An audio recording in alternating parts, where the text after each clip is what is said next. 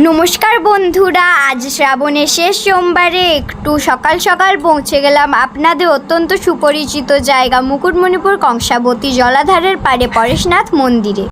এটি একটি অত্যন্ত প্রাচীন মন্দির। অনেক স্থানীয় বাসিন্দাদের দাবি যে বাবা পরেশনাথের মাথায় জল সিঞ্চন করলে সবার মনস্কামনা পূর্ণ হয়।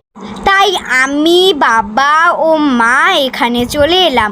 প্রথমে জল নিয়ে গেটের কাছে একটু উঠতেই বাবা ভোলানাথের তিলক নিলাম। এরকম তিলক নিতে খুব ভালো লাগে।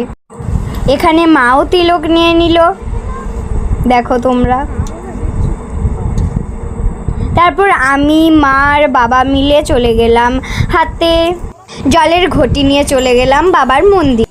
সেখানে গিয়ে দেখি কি ভিড়, আর এখানে পুরোহিত মশাই খুব মনোযোগ দিয়ে পুজো করছেন। আমরা তো ভেবেছিলাম আমরা হয়তো এই ভিড়ের মধ্যে পুজোই দিতে পারবো না, বাবার মাথায় জলই ঢালতে পারবো না। অবশেষে আমরা পুজো করে বাবার মাথায় জল ঢাললাম।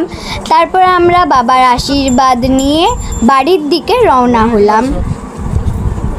দেখো, তোমাদের যদি এই ভিডিওটি ভালো লেগে থাকে তাহলে এই চ্যানেলটিকে ফলো করে দেবেন, আর খুব লাইক কমেন্ট শেয়ার করে দেবেন।